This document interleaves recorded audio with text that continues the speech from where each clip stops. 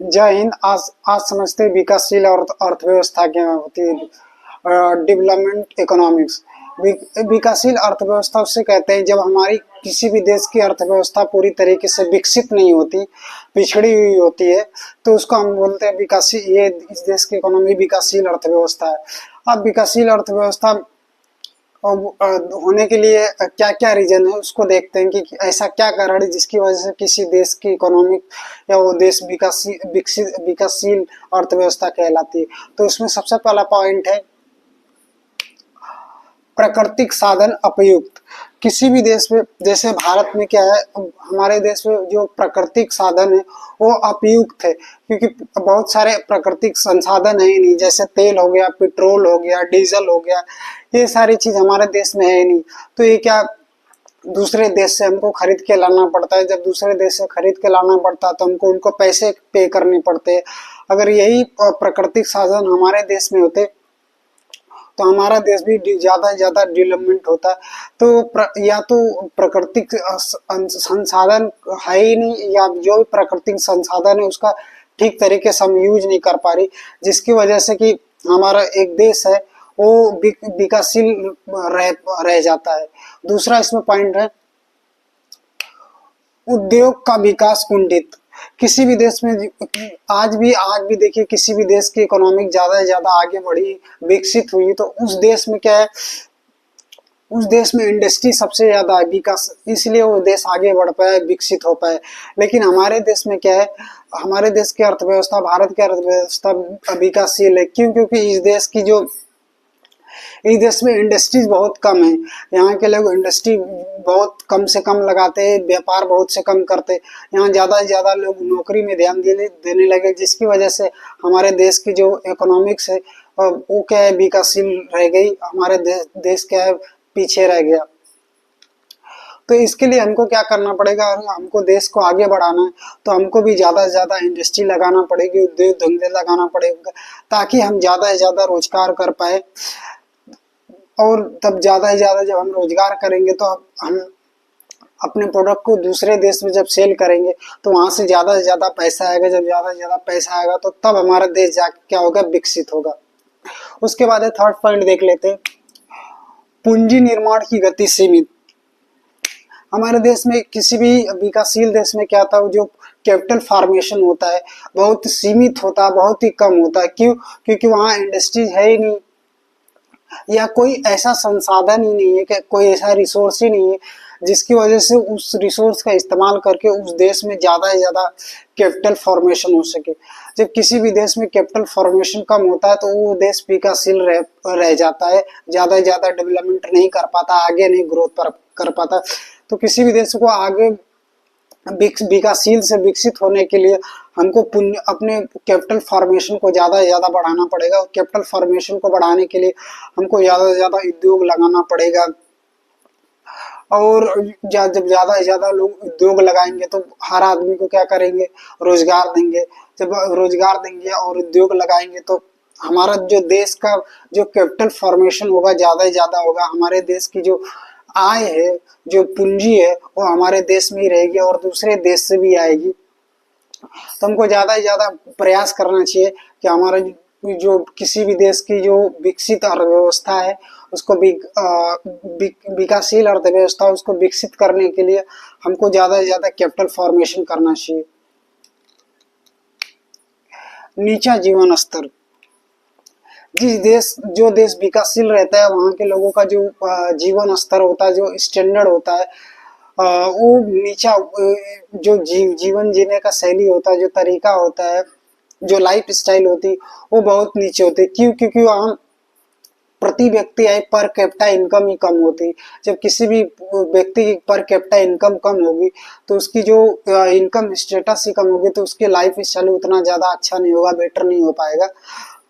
इसलिए इसलिए अगर विकासशील से विकसित देश बनाना है तो हमको भी पर कैपिटा इनकम को बढ़ाना पड़ेगा, ताकि लोग अच्छे अच्छे लाइफ स्टाइल को मेंटेन कर पाए, जी पाए, ताकि हमारा जो देश है आगे बढ़ पाए।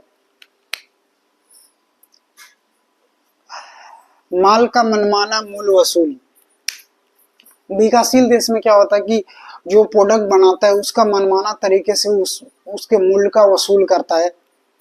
कि अब क्या व्यक्ति होता है मनमाना किसी प्रोडक्ट का वसूल करता है, प्राइस वसूल करता है, क्योंकि उस देश में उस प्रोडक्ट का डिमांड तो ज़्यादा है लेकिन सप्लाई कम है। जब सप्लाई कम है तो जिसके पास लिमिटेड वो प्रोडक्ट होगा तो क्या करेगा, मनमाने तरीके से प्राइस को बढ़ा के, मूल्य को बढ़ा के बेचेगा। तो इसकी वजह से क्या होता है, देश भी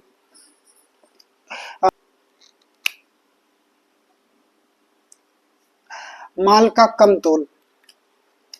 जब भी कोई व्यक्ति प्रोडक्ट को सेल करता है तो क्या करता है, माल के वेट में हेर फेर कर देता है।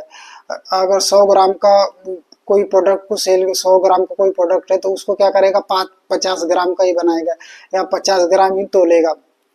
तो इसकी वजह से क्या माल का हेर फेर होता है, जिसकी वजह से हमारा जो विकासशील देश है विकसित नहीं हो पाता। तो हमको क्या, माल का घटिया किस्म,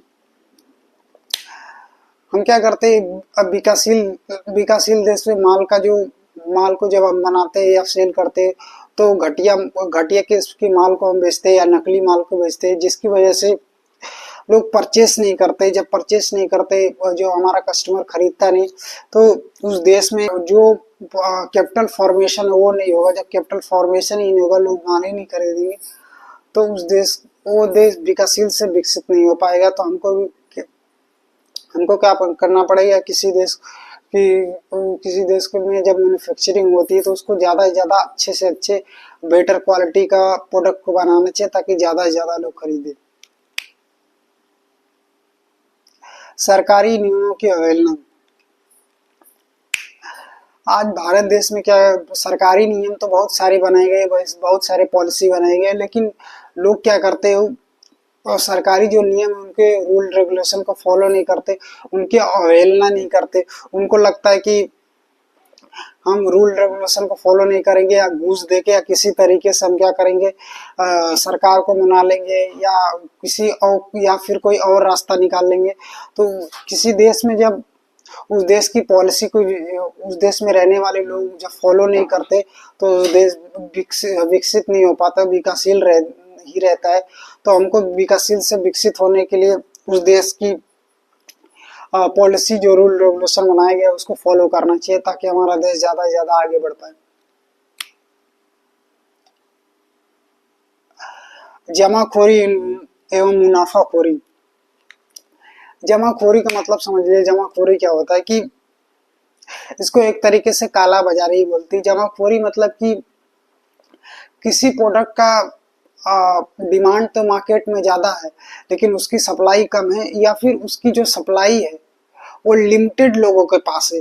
जब लिमिटेड लोगों के पास ही रहेगी वो उस प्रोडक्ट की सप्लाई, तो वो क्या करेंगे, जमा कर अपने पास स्टोर करके रखेंगे और प्राइस को बढ़ा के बेचेंगे। तो ये नहीं होना चाहिए कि हम किसी देश में हम अपने प्रोडक्ट को जमाखोरी करके रखें।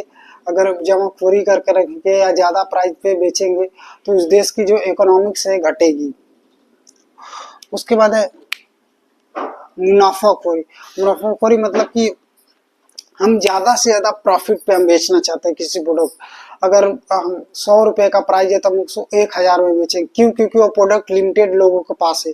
तो वो क्या करेंगे, मुनाफाखोरी कमाने के लिए ज़्यादा से ज़्यादा प्राइस पे उस प्रोडक्ट को सेल करेंगे। तो ऐसा नहीं होना चाहिए, जिसकी वजह से कि हम एक देश जो है विकासशील रह पाता, विकसित नहीं हो पाता। एकाधिकार। एकाधिकार को इंग्लिश में मोनोपोली बोलते हैं। अब मोनोपोली समझ लेते हैं, मोनोपोली क्या होता है।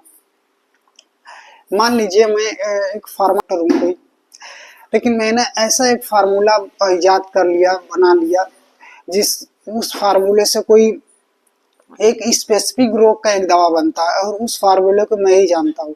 तो उस दवा को जब बनाऊंगा तो उसमें क्या हो, मेरा मोनोपोली हो जाएगा। जब मोनोपोली हो जाएगा, सारा मोनोपोली मतलब सारा कंट्रोल एक ही आदमी के हाथ में होता है। जब एक आदमी के हाथ में एक प्रोडक्ट का मोनोपोली हो जाएगा, या फिर उस प्रोडक्ट को बनाने के लिए उस प्रोडक्ट को बनाने के लिए सिर्फ एक ही आदमी उस फार्मूले को जानता है, तो वो क्या करेगा कि पूरे मार्केट को कब्जा कर लेगा और पूरे मार्केट को कब्जा करने के लिए करके अपने प्राइस को उस प्रोडक्ट अपने प्राइस को ज़्यादा से ज़्यादा बढ़ा के बेचेगा। जैसे कि उदाहरण के लिए जो पेप्सी कंपनी है या कोको कोला कंपनी है, वो क्या करती है, इनका जो बनाने का जो फार्मूला है वो किसी एक ही आदमी के पास है, जिसकी वजह से मार्केट में मोनोपोली क्रिएट कर रखे है ताकि उनका कोई कंपटीटर आ ना पाए। मोनोपोली हम इसलिए एकाधिकार क्रिएट करते हैं ताकि हमारा कोई कंपटीटर भी ना पाए। अगर हमारा कंपटीटर आ जाएगा तो हमारी जो सेल्स में होगी वो कमी आ जाएगी, तो उसको भी रोकने के लिए हम मोनोपोली करते हैं। तो जिसकी वजह से क्या होता है कि ये एक देश क्या विकासशील रह जाता है। तो हाँ, इसलिए हाँ, किसी देश में किसी एक प्रोडक्ट का मोनोपोली नहीं होना चाहिए। अगर ऐसा होता है तो देश आगे नहीं बढ़ पाएंगे। बचत और विनियोग की कमी।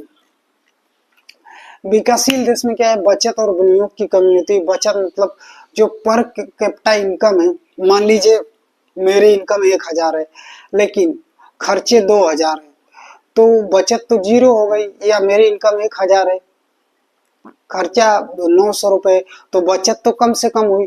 तो जब बचत कम से कम होगी, पर कैपिटा इनकम भी कम होगी या बचत ही सेविंग ही कम होगी, तो वो देश के लोग आगे नहीं बढ़ पाएंगे। वो देश विकासशील से विकसित नहीं हो पाएगा। तो हमको किसी भी देश को विकासशील से विकसित करने के लिए पर कैपिटा इनकम को भी और सेविंग पावर को भी बनाना पड़ेगा। उसके बाद विनियोग को इन्वेस्टमेंट बोलते हैं। कोई भी देश विकासशील इसलिए रह जाता है कि हम अपने पैसे का सही जगह इस्तेमाल नहीं करते, विनियोग नहीं करते, इन्वेस्टमेंट नहीं करते। कि कोई विकसित देश है तो वहाँ पे इन्वेस्टमेंट ज़्यादा है, क्यों? क्योंकि वहाँ पे बाहर से कंपनी भी आती है, अपने प्लांट को लगाती है, मैन्युफैक्चरिंग हब लगाती है, मैन्युफैक्चरिंग सेटअप लगाती है, क्योंकि वहाँ पे सुविधा ज़्यादा है और लैंड भी काफ़ी आसानी से मिल जाता है। तो जब वहाँ पे जब मैन्युफैक्चरिंग सेटअप हब लगाया जाता है तो वहाँ के लोगों को रोजगार मिलता है। जब रोजगार मिलता है, पर कैपिटा इनकम बढ़ती है, तो वो देश विकासशील से विकसित हो जाता है। लेकिन भारत में क्या है, भारत एक विकासशील देश है क्योंकि यहाँ पे कोई बाहर से भी कंपनी बहुत कम आती है, या फिर यहाँ पे भी लोग जो रहते हैं भारत के निवासी, वो भी विनियोग बहुत कम करते हैं या फिर कोई कंपनी का मैन्युफैक्चरिंग सेटअप नहीं लगाते हैं, जिसकी वजह से हमारा देश आगे नहीं बढ़ पाता, विकासशील रहता, विकसित नहीं हो पाता है। तो हमको विकसित होने के लिए ज़्यादा से ज़्यादा हमको इंडस्ट्री हब लगाना चाहिए, इंडस्ट्री सेटअप लगाना चाहिए, ज़्यादा से ज़्यादा व्यापार करना चाहिए ताकि बाहर देश से पैसा आए। Thank you so much.